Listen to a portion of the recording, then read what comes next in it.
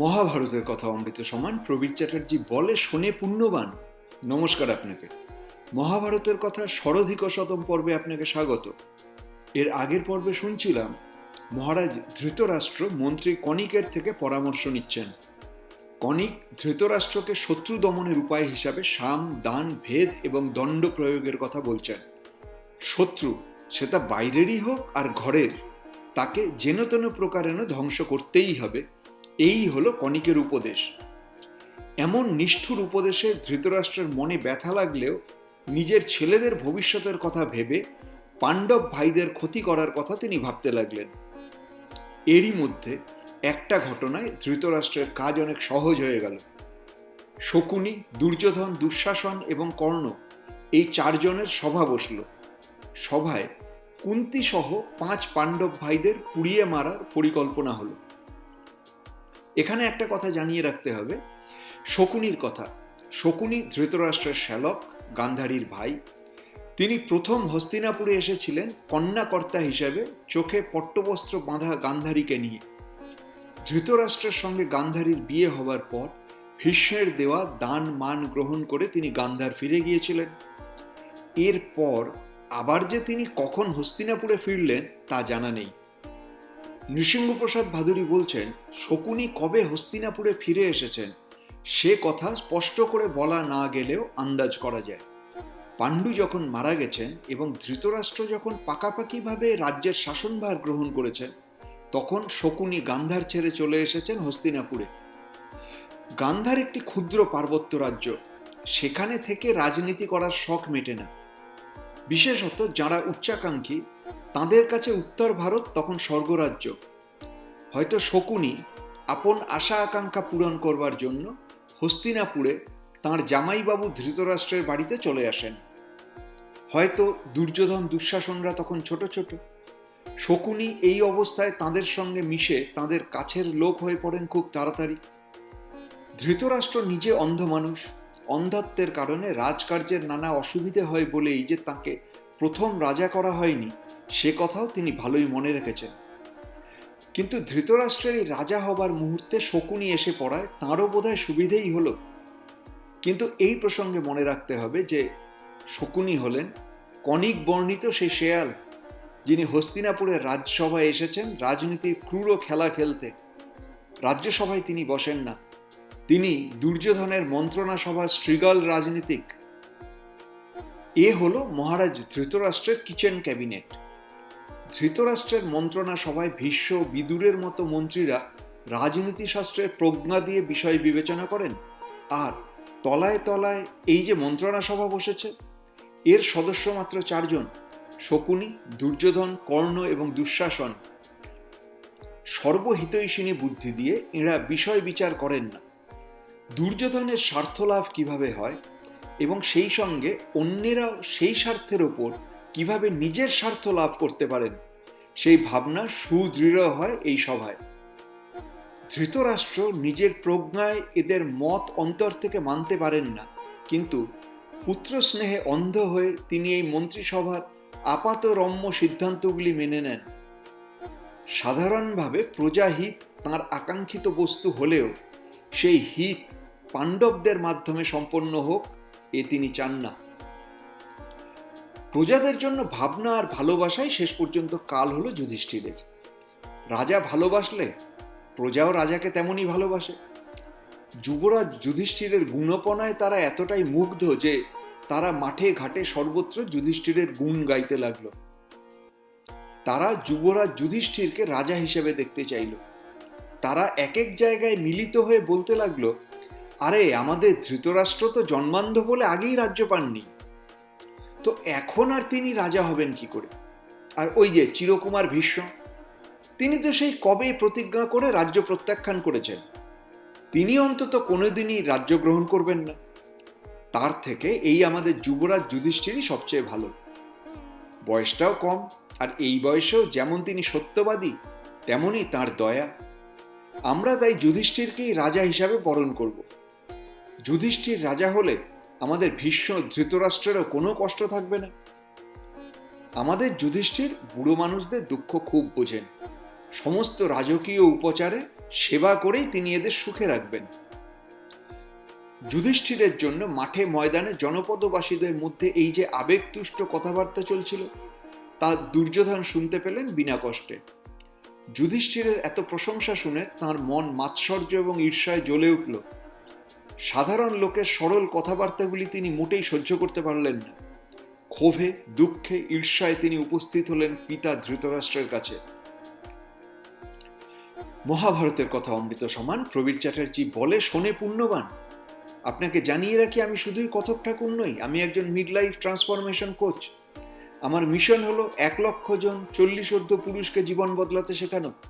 সেই কাজ সংক্রান্ত আমার অন্য ইউটিউব চ্যানেলের ভিডিও দেখুন, ট্রান্সফর্মিং লাইফ নামের ফেসবুক গ্রুপ জয়েন করুন। মিড লাইফ মানে ক্রাইসিস নয়, মিড লাইফ মানে ট্রান্সফরমেশন। ধৃতরাষ্ট্র সেদিন একা একাই বসেছিলেন। কিছুক্ষণ আগে কূটবুদ্ধি কণিক তাকে কঠিন মন্ত্রণা দিয়ে গেছেন। এরই মধ্যে দুর্যোধন তাঁর কাছে এসে উপস্থিত হলেন পাহাড় প্রমাণ অভিমান নিয়ে। বললেন, বাবা, রাস্তাঘাটে সর্বত্র মানুষেরা কি বলছে জানো? এই যে তুমি ছোট ভাইয়ের উচ্ছিষ্ট সিংহাসনে বসে আছো, তোমাকে এবং পিতামহ ভীষ্মকে তারা গ্রাহ্য করে না। তারা পাণ্ডব যুধিষ্ঠিরকে রাজা করতে চায়। ওরা যেসব কথা বলছে তা আমি নিজের কানে শুনে এসেছি। ওরা বলছে ভীষ্মের প্রতিজ্ঞা আছে, তাঁর রাজ্য লাভ করার প্রশ্নই আসে না।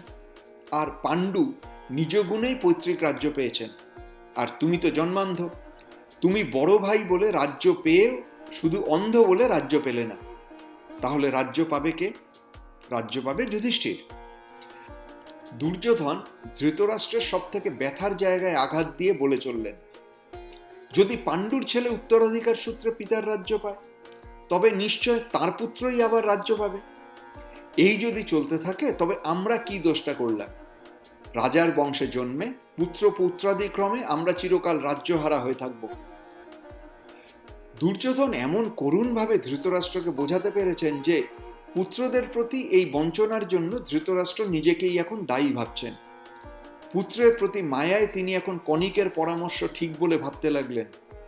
ওদিকে নিজেরই ভ্রাতুষ্পুত্রদের প্রতি তিনি কেমন করে অকরুণ হবেন, এই দুশ্চিন্তায় তার মনে যেমন কষ্টও হলো, তেমনি তার মনে জেগে উঠল দ্বৈধ ভাব।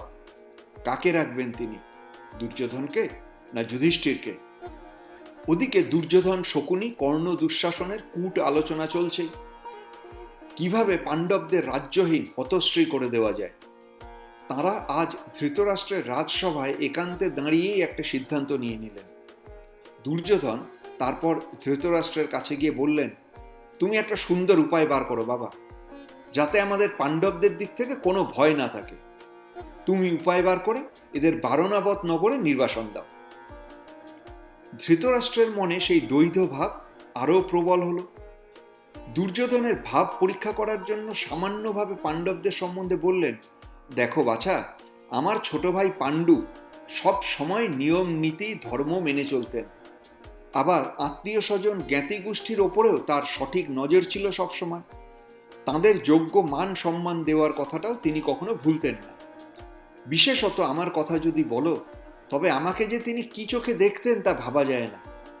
নিজের নাওয়া খাওয়া ভুলে যখন যে সমস্যা হয়েছে সব কিছু তিনি আমাকে জানাতেন আগে। নিজে রাজা হলেও সম্পূর্ণ রাজ্যটাই তিনি আমার কাছেই নিবেদন করে রেখেছিলেন। পাণ্ডুর দেওয়া সম্মানের মতোই যুধিষ্ঠিরও যুবরাজ হয়ে ধৃতরাষ্ট্রকে যতখানি সম্মান করে চলে, তাতে ধৃতরাষ্ট্র ভাবতেও পারেন না যে তাঁকে ঠান্ডা মাথায় রাজ্য থেকে নির্বাসন দেওয়া যেতে পারে। তিনি বললেন, পাণ্ডু যেমন ছিলেন, যুধিষ্ঠিরও তেমনই ধর্মপরায়ণ, তেমনই গুণবান। পৌর জনপদবাসীরাও তাঁকে খুব ভালোবাসে। এই অবস্থায় তাকে জোর করে রাজ্য থেকে তাড়িয়ে দেওয়া সম্ভব নাকি? মনে রাখা দরকার, ধৃতরাষ্ট্র পুত্র স্নেহে অন্ধ হলেও মহাভারতের কবি তাঁকে বারবার প্রজ্ঞাচক্ষু বলে বর্ণনা করেছেন। রাজনীতি বিষয়ক পড়াশোনা থেকে আরম্ভ করে বাস্তব অভিজ্ঞতা তাঁকে এই প্রজ্ঞাচক্ষু দান করেছিল।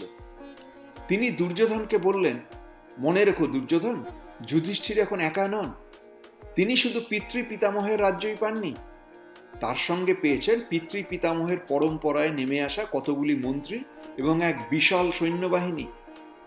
এই মন্ত্রীবর্গ এবং সৈন্য সামন্তদের মহারাজ পাণ্ডু যেহেতু দানে মানে সন্তুষ্ট রেখেছিলেন, অতএব তাঁরাও বংশ পরম্পরায় যুধিষ্ঠিরের সহায় হবেন। পৌর জনপদবাসীরাও কম কিছু আপ্যায়ন পাননি পাণ্ডুর কাছে। অতএব সেই সব মন্ত্রী অমাত্য সৈন্যরা, সেই সব পূর্ব পুরস্কৃত নগরবাসী জনতারা কেন তাদের অভিমত যুবরাজের বিদায় যাত্রা মেনে নেবে? তারা বরং এই অন্যায় সইতে না পেরে আমাদের সপরিবারে হত্যা করবে না, তাই বা কি করে জানছ? দুর্যোধন ধীরতার রাজনীতি করেন না। তাঁর রাজনীতি হলো এই এক্ষুনি চাই। তিনি বললেন, এসব কথা কি আমি আগে থাকতে ভাবিনি ভেবেছ? সব ভেবেই আমি যুধিষ্ঠির সহায় পৌর জনপদবাসীদের আগে থাকতেই টাকা পয়সা খাইয়ে তুষ্ট করেছি। প্রজারা তাই এখন আমারই সহায়তা করবে, তুমি নিশ্চিন্ত থাকো।